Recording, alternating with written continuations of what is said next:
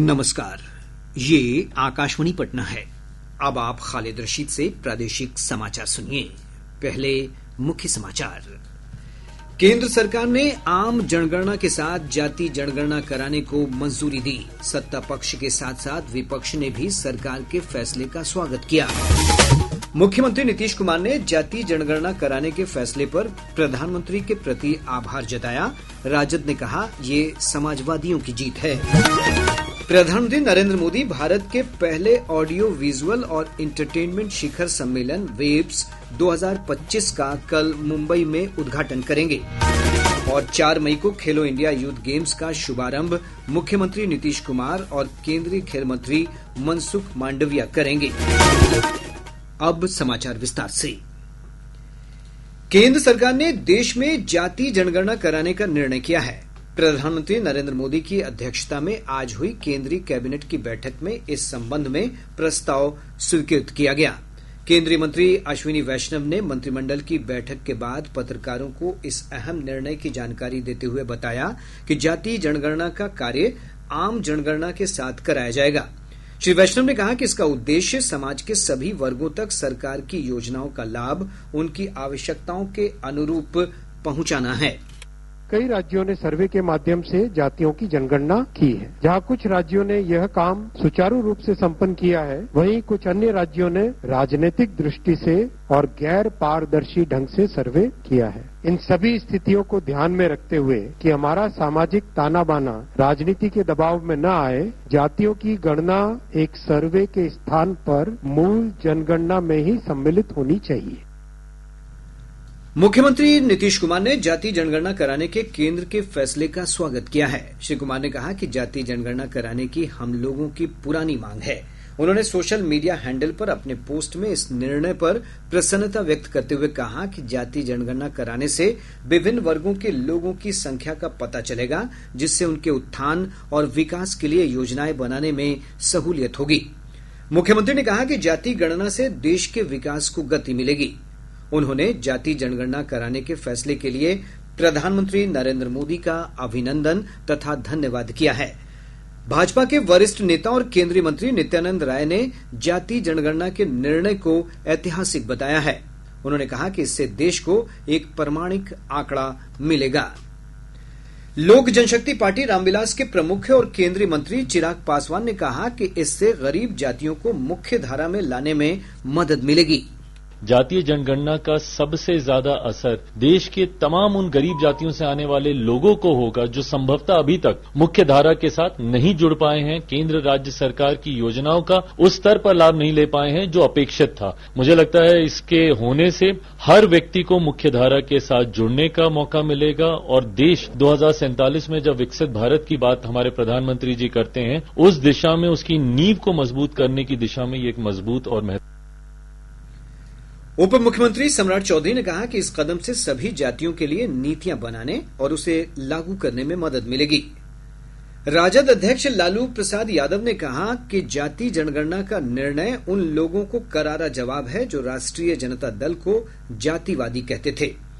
इधर राजद के वरिष्ठ नेता और विधानसभा में नेता प्रतिपक्ष तेजस्वी प्रसाद यादव ने कहा कि जाति जनगणना को राष्ट्रीय जनगणना का हिस्सा बनाने की घोषणा हमारे पूर्वजों तथा समाजवादियों की जीत है। ये हम लोगों की 30 वर्ष पुरानी मांग रही है और ये हमारे पुरखों की जीत है, समाजवादियों की जीत है, लालू जी की जीत है। और पहली बार 17 महीने में किसी राज्य ने अपने बलबूते जो है कराया तो वो महागठबंधन हमारी सरकार थी। तब जो है बिहार में जाति आधारित गणना हुई। लेकिन आज हम लोगों की ताकत देखिए, समाजवादियों की ताकत देखिए कि इनको हमारे ही एजेंडे पर जो है काम करना पड़ रहा है। तो अब हमारी अगली लड़ाई ये होगी कि जैसे दलित और आदिवासी भाइयों का आरक्षित सीटें हैं, उसी प्रकार से पिछड़ों और अति पिछड़ों का भी जो है आरक्षित सीटें जो है वो करनी पड़ेगी। जनता दल यूनाइटेड के प्रवक्ता नीरज कुमार ने कहा कि इससे कल्याणकारी नीतियां बनाने में मदद मिलेगी। केंद्र की एनडीए सरकार ने जातिगत जनगणना कराने का फैसला लिया, यह स्वागत योग्य कदम है और बिहार में एनडीए की सरकार ने जाति सर्वे का फैसला लिया था वह देश के लिए एक नजीर बना था। इसलिए बदलते हुए समाज, उसकी सामाजिक आर्थिक स्थिति में हो रहे बदलाव, इस संबंध में अगर जातिगत जनगणना होगी तो कल्याणकारी नीतियों के क्रियान्वयन में एक नई पहल होगी। तो केंद्र सरकार को इस बात के लिए बधाई। आदरणीय प्रधानमंत्री के नेतृत्व में यह एक महत्वपूर्ण सामाजिक फैसला लिया गया है। हिन्दुस्तानी अवाम मोर्चा के संरक्षक और केंद्रीय मंत्री जीतन राम मांझी ने कहा कि इस ऐतिहासिक फैसले ने उन लोगों को सबक दिया है जो जातीय जनगणना का राग तो अलापते रहे, लेकिन दशकों तक सत्ता में बने रहने के बावजूद कुछ नहीं किया। जन स्वराज पार्टी के संरक्षक प्रशांत किशोर ने कहा कि जातीय जनगणना कराने से उन्हें कोई दिक्कत नहीं है। श्री किशोर ने कहा कि सरकार को इस रिपोर्ट के आधार पर कार्रवाई करनी चाहिए। एक अन्य फैसले में केंद्रीय मंत्रिमंडल ने चालू चीनी सीजन 2025-26 के लिए गन्ने का उचित और लाभकारी मूल्य 355 रुपए प्रति क्विंटल तय किया है। केंद्रीय मंत्री अश्विनी वैष्णव ने बताया कि ये बेंचमार्क कीमत है, जिसके नीचे गन्ने की खरीदारी नहीं की जा सकती है। राज्यपाल आरिफ मोहम्मद खान ने कहा है कि पहलगाम आतंकी हमले में लोगों की शहादत से पूरे देश में एक नई चेतना पैदा हुई है। श्री खान ने आज उत्तर प्रदेश के कानपुर में आतंकी हमले में मारे गए शुभम द्विवेदी के परिवार से मिलने के बाद पत्रकारों से बातचीत में कहा कि आतंकवाद के खिलाफ नतीजे वाली कार्रवाई होगी। ये तो ऐसा दुख है, इसे शब्दों में भी व्यक्त नहीं किया जा सकता। तो मैंने उनसे कहा भाई हम आपका दुख नहीं तो कम हो नहीं सकता, हम आपके दुख में शरीक हैं और मैं ही शरीक नहीं हूँ, पूरा देश शरीक है इस दुख में। लेकिन ये जो शहादत है इसने पूरे देश में एक नई चेतना पैदा करी और मुझे विश्वास है कि इस शहादत के नतीजे में वो अब कार्रवाई होगी कि आतंकवाद का सफाया होगा और फिर कोई हिम्मत नहीं कर पाए। प्रधानमंत्री नरेंद्र मोदी भारत के पहले ऑडियो विजुअल और इंटरटेनमेंट शिखर सम्मेलन वेब्स 2025 का कल मुंबई में उद्घाटन करेंगे। 4 दिन के इस सम्मेलन का मुख्य विषय है रचनाकारों को और विभिन्न देशों को साथ में जोड़ना। इसमें विश्व भर के क्रिएटर और स्टार्टअप, उद्योग प्रमुख और नीति निर्माता शामिल होंगे। ये सम्मेलन श्रव्य, दृश्य तथा मनोरंजन उद्योग के भविष्य के बारे में चर्चा के लिए वैश्विक मंच प्रदान करेगा। प्रादेशिक समाचार आप आकाशवाणी पटना से सुन रहे हैं। ताजा समाचारों के लिए आप हमारे एक्स हैंडल AIR_News पटना पर जा सकते हैं। बिहार की मेजबानी में आयोजित होने वाले खेलो इंडिया यूथ गेम्स 2025 के उद्घाटन समारोह को लेकर कार्यक्रम तय कर दिए गए हैं। 4 मई को पटना के कंकड़बाग स्थित पाटलिपुत्र खेल परिसर में भव्य समारोह में मुख्यमंत्री नीतीश कुमार और केंद्रीय खेल मंत्री मनसुख मांडविया इसका उद्घाटन करेंगे। सुनते हैं हमारे संवाददाता की ये रिपोर्ट।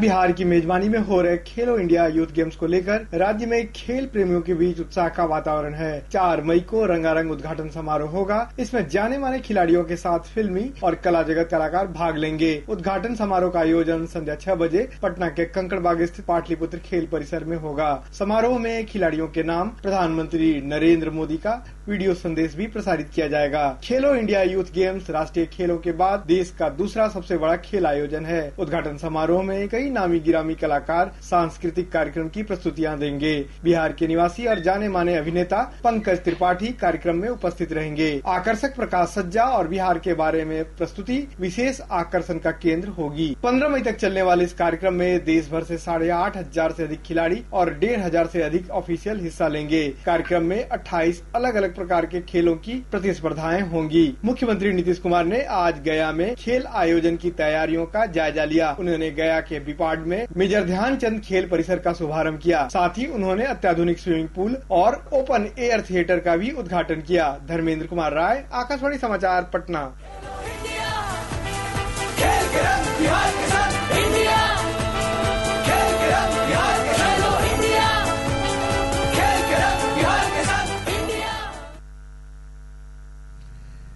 पश्चिमी विक्षोभ के प्रभाव से राज्य के अधिकतर भागों में आज भी आंधी, बारिश और वज्रपात की स्थिति बनी हुई है। मौसम विभाग ने अगले 24 घंटों के दौरान पश्चिम चंपारण, पूर्वी चंपारण, बक्सर, भोजपुर, रोहतास, भभुआ समेत राज्य के उत्तर पश्चिम और दक्षिण पश्चिम भागों में कई स्थानों पर तेज हवा के साथ बारिश और कुछ स्थानों पर वज्रपात का येलो अलर्ट जारी किया है। बिहार समेत 4 राज्यों के निर्वाचन पंजीकरण अधिकारियों और बीएलओ का 2 दिवसीय प्रशिक्षण शिविर आज से नई दिल्ली में शुरू हो गया है। मुख्य चुनाव आयुक्त ज्ञानेश कुमार ने इस क्षमता निर्माण प्रशिक्षण कार्यक्रम का उद्घाटन किया। ये प्रशिक्षण कार्यक्रम निर्वाचन आयोग की आगामी विधानसभा चुनाव की तैयारियों का हिस्सा है। ये प्रशिक्षण बीएलओ को मतदाता पंजीकरण, फॉर्म हैंडलिंग और अन्य चुनावी प्रक्रियाओं के कार्यान्वयन में दक्षता हासिल करने में मदद करेगा। अधिकारियों को ईवीएम और वीवीपैट के तकनीकी प्रदर्शन का भी प्रशिक्षण दिया जाएगा। पटना जिले के पंडारक थाना क्षेत्र अंतर्गत मेकरा दियारा क्षेत्र में एसटीएफ और अपराधियों के बीच हुई मुठभेड़ के बाद पुलिस ने 2 अपराधियों को गिरफ्तार कर लिया। मुठभेड़ के दौरान दोनों ओर से करीब 40 राउंड गोलियां चली हैं। पकड़े गए अपराधियों के पास से 2 राइफल, देसी पिस्तौल और भारी मात्रा में कारतूस बरामद किए गए हैं। पुलिस गिरफ्तार अपराधियों से पूछताछ कर रही है। अक्षय तृतीया का पर्व आज श्रद्धा और उल्लास के साथ मनाया जा रहा है। इस तिथि को काफी शुभ माना जाता है। इस अवसर पर लोग पवित्र नदियों और जलाशयों में पवित्र स्नान कर दान पुण्य करते हैं। प्रदेश में विभिन्न स्थानों पर लोगों ने गंगा समेत अन्य पवित्र नदियों में स्नान किया। हमारे मुंगेर संवाददाता ने बताया है कि जिले में गंगा नदी के कष्टहरनी घाट, बबुआ घाट और सोझी घाट पर सुबह से ही लोगों की भारी भीड़ लगी रही। वहीं बक्सर के रामरेखा घाट पर बड़ी संख्या में गंगा नदी में लोगों ने पवित्र स्नान किया। प्रधानमंत्री नरेंद्र मोदी ने लोगों को अक्षय तृतीया की शुभकामनाएं दी हैं। श्री मोदी ने सोशल मीडिया पोस्ट में कहा कि मानवता को समर्पित यह त्योहार सभी के लिए सफलता, समृद्धि और खुशी लेकर आएगा। उन्होंने ये भी कहा कि यह अवसर विकसित भारत के निर्माण की सामूहिक प्रतिबद्धता में पुनः शक्ति प्रदान करेगा। Council for the Indian school certificate examination ICSE की 10वीं और 12वीं कक्षा का परीक्षा परिणाम घोषित कर दिया गया है। 10वीं में 99.37% के साथ छात्राओं ने छात्रों से बेहतर प्रदर्शन किया है। 12वीं की परीक्षा में भी लड़कियों ने बाजी मारी है। 12वीं की परीक्षा में 99.45% छात्राएं पास हुई हैं। विद्यार्थी बोर्ड की वेबसाइट CISCE.org और results.cisce.org पर अपने परिणाम देख सकते हैं। आज बाल श्रम उन्मूलन दिवस है। बाल श्रम के खिलाफ लोगों को जागरूक करने और 14 वर्ष से कम उम्र के बच्चों को बाल श्रम से मुक्त कराने के उद्देश्य से प्रतिवर्ष ये दिवस मनाया जाता है। इस अवसर पर प्रदेश में कई कार्यक्रमों का आयोजन किया गया। शेखपुरा में बाल श्रम उन्मूलन दिवस के अवसर पर जागरूकता रैली निकाली गई। उप विकास आयुक्त संजय कुमार ने झंडे दिखाकर रैली को रवाना किया। अररिया जिले के फुलकाहा थाना क्षेत्र में कपड़ा व्यवसायी दीपू कुमार की हत्या के विरोध में आज व्यापारियों ने फुलकाहा बाजार बंद रखा। स्थानीय लोगों और मृतक के परिजनों ने इसके खिलाफ आक्रोशपूर्ण प्रदर्शन भी किया। सीवान जिले के मैरवा थाना क्षेत्र के तितरा से पुलिस ने 4 अपराधियों को गिरफ्तार किया है। समस्तीपुर के कैलाश सभागार में पूर्व विधान पार्षद स्वर्गीय हरि नारायण चौधरी की पुण्यतिथि के अवसर पर श्रद्धांजलि सभा का आयोजन किया गया। और अब अंत में मुख्य समाचार एक बार फिर।